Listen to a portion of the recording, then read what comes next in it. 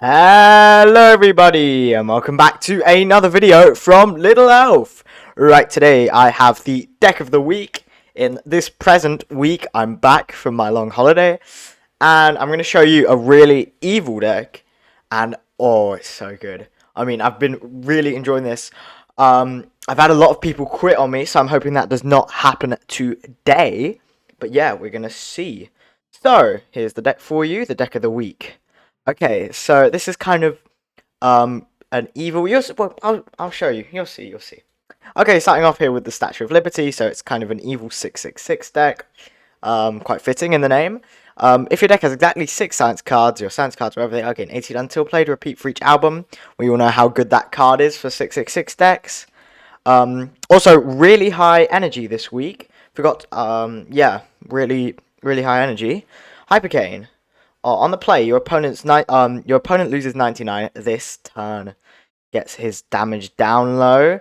The Backrooms also gets his damage down low. On the start, lose -1 energy on the play until lose -1 energy at the start until this is returned to your deck. And on the play, if it's the third turn of round, your opponent loses 100 this turn. So obviously, only play this on the third turn. I like the Backrooms card. Actually, I have not used it enough. But yeah, it's a fun card. Python, of course.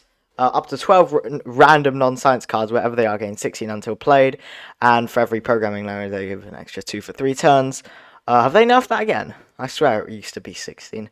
I don't know. I've not played Q in a while, so forgive me for that. Speedrunning. So this is actually a decently new card to me, and I do really like the card image here. Q speedrun, that's not a bad idea for a video. On the draw, if it's before round 2, your history of the internet and playtime cards, wherever they are, gain 20 until played, which we both have in this, which is actually super handy. And if it's before round 4, your history of the internet and playtime cards, wherever they are, gain 10 permanently. On top of that, so strong. And then if it's after round 4 or later, your cards, wherever they are, lose 5 permanently. But that's not really going to have an effect much, so don't you worry about that. Okay, and we also have Dark Web, old card this is. For each card in your opponent's deck with base power of 60 or more, up to a maximum of 5, your cards, whether they are with 60 or more base power, gain 3 permanently. This deck's kind of made. This card's kind of made for boxing decks, really. This isn't, but it's very similar, and because it's so high energy, this is really nice this week, and it's also history of the internet. So yeah. Okay, right, we're on to the history section, where we have P.T. Barnum. History section's kind of more miscellaneous. If you've not played P.T. Barnum, your opponent's cards in hand lose 20 permanently, and then for every time you've played him this game, he gains 40, and all other cards lose 12. Don't even have to go through some of these cards anymore. Oh, Shinigami, another great one I have to go through. The opposing card, one of your opponent's cards in hand, in play, loses 500 this turn, unless it's like the last round, and on the start you lose 4 permanently, so get him out quickly. Amazing damage card though. Right, another one I'm going to go through a bit more. Emperor Zhang of Zui. Okay, on the return, your cards, wherever they are, with 4 or less base energy, lose 20 until played. But your cards, wherever they are, with 6 or more base energy, gain 10 until played. Excuse me. And your cards, wherever they are, with 8 or more base energy, gain an additional 10 and cost +1 energy until played. Amazing for boxing deck, amazing for a week like this. I actually am a good fan of this card. I don't know when I got this, though, to be honest. I could not tell you. But yeah, Emperor of Zhang. You have Queen Victoria, another card that I've started using all the time. If your deck has exactly 9 unique collections, your cards in hand gain 14 permanently. So yeah, kind of the See People combination. Although this time we don't actually, well yeah, like, you know, See People combination 9 and 9 collection fits perfectly. Pedro II of Brazil, your cards in hand gain 20 until played. And if you won the turn, your opponent gains 20, so try to lose the turn, but it's not that important. And Xiao Pi, if your deck has 4 or more Unruly Ruler cards, your non-Unruly Ruler cards gain 19 wherever they are. If you lost the turn, your Unruly Ruler cards lose 30 for 3 turns. 20 for 3, sorry. Yeah, I'm pretty much sure everyone knows Xiaopi, so basic. But yeah, you have to have this in any modern deck that's mixed for it to have a chance. Even though it pains me to say. Also, no see people with the 9 collections, which is good to see. I didn't want to use it because it's filthy. Chess. If your deck has 2 or more Unruly Ruler cards, which it does, your playtime cards, which is this next kind of theme, wherever they are, gain 16 permanently, and the card opposite this loses 36 on the play, and your Unruly Ruler cards, wherever they are, gain 12 until played. So that's just an all-round the board buff. Super good card, actually. They also did give that one out free about a year ago. So if you've been playing for more or less a year, then you should have this one, and you should probably try to build this deck. Okay, you also have X-Ray Specs, which is kind of a nice card I put in to make this a bit better. And to counter some of these decks, actually. So big energy, big power. On the play, 5 of your random opponent's arts and culture cards, wherever they are, lose 24 for 3 turns. It's like really, actually, decently good. And especially against a week like this, where most people are going to be playing this. It's really nice to see. Okay, we also have an option chess. I'm not going to read it out. Basically, turn 1, you gain 16 on your draw cards. Turn 2, you gain 16 on your play cards and draw and play third turn. Your return cards gain 16. A long card, but yeah, good card. Probably play it second turn is always best because most cards have play abilities, but I'm not sure if that's the exact best amount for this deck. Okay, and you also have Dalgona, new-ish card, and I don't like this one that much, but it is very strong. On the play, if you're winning the round, your playtime cards, wherever they are, gain 17 permanently, but if you lost the turn, it loses 100 permanently, so don't lose the turn. But this kind of made this playtime deck popular, which, to be honest, I don't mind, because it's kind of shifted the meta a tiny bit from, well, I mean, you can still run Minerva 9 and 9, which is still filthy, but this deck I don't mind. It's kind of shifted. Also, I'm being nice, no see people. Yeah, I like it. Mahjong, that's a new card too. This is way newer. I actually have a set of Mahjong in my room. Don't know how to play it though. On the draw, if your cards in hand gain 30 this turn, and if your deck has exactly 5 playtime cards, which it does, they gain wherever they are 25 permanently. Oh gosh, they need to nerf that last bit there. I don't mind the first bit, that if you're winning you gain 30, but they really, really have to get rid of the last playtime buff. They should make it 20 max. And last card here, I know I've yapped for a lot of time. The Goose that laid golden eggs, one of my favourite power cards in queue, especially for the energy this week. On the draw, your cards in hand gain 20 until this returns to your deck, and on the play, if it's before round 5, this card gains 100 this turn.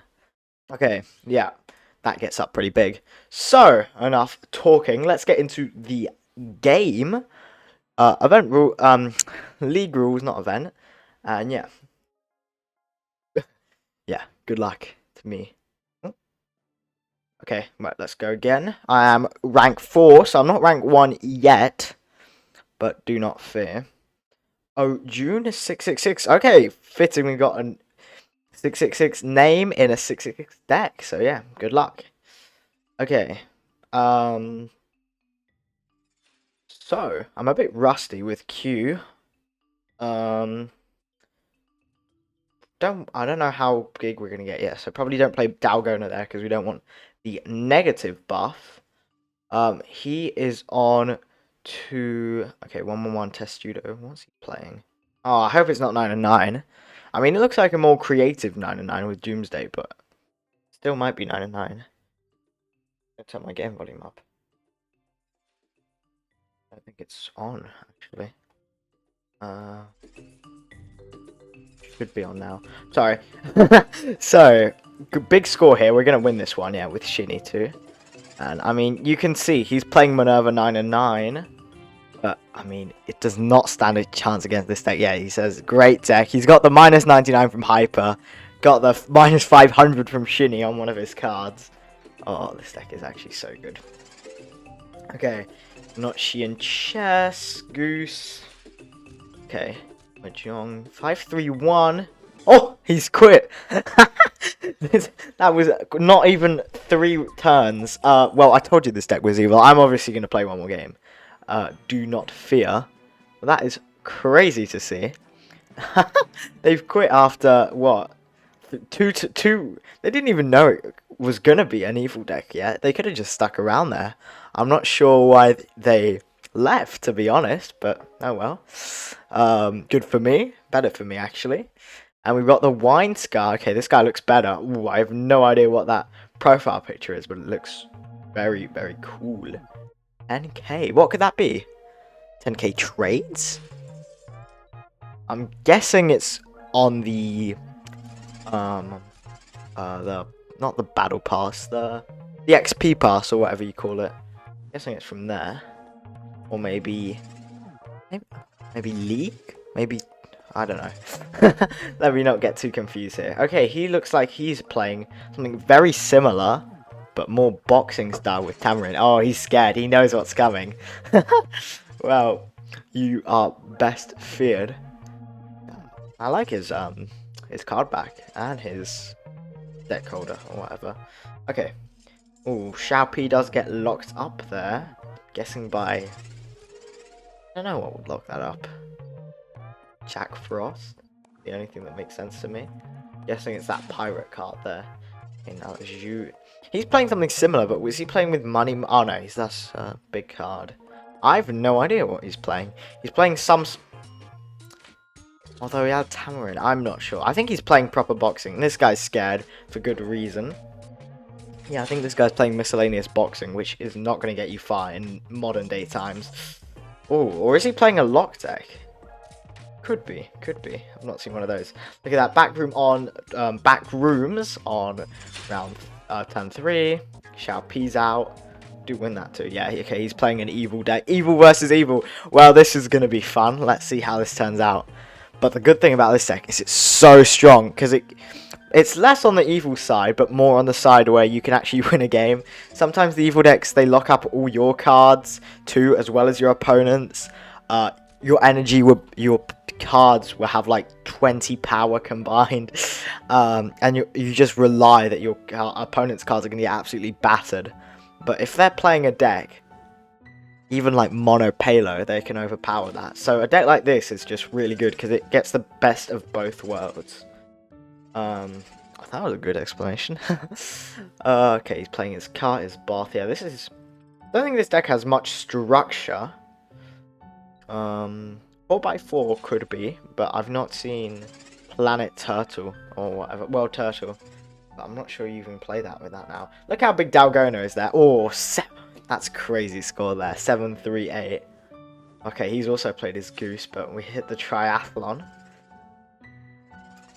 Wow. 413. Yeah, well played. I think if anyone should quit, it should have been this guy. But he's going to stand on his business, probably. With the 10k mystery achievement. Python 128. Look at Hypercane. Hypercane's a great card. I've been sleeping on it for a while. It is really strong. And we can get X-ray specimen specs. Hopefully it's Renaissance. Okay, it does hit Renaissance. That is always nice to see. Wow, this deck is so strong. I think I have played a Minerva deck or something, but I don't remember how that game went. But I actually like the league rules this week. I saw the video, I saw a video of people like sometimes complaining about the league rules. But I think for the past 2 weeks, although I didn't play many matches last week. I think both of these weeks have been quite fun rules. I do agree sometimes they're extremely boring, but both these weeks have been fun. So I'm glad to see the developers taking our feedback, taking Avid's feedback. Taking the community's feedback. That's really nice to see.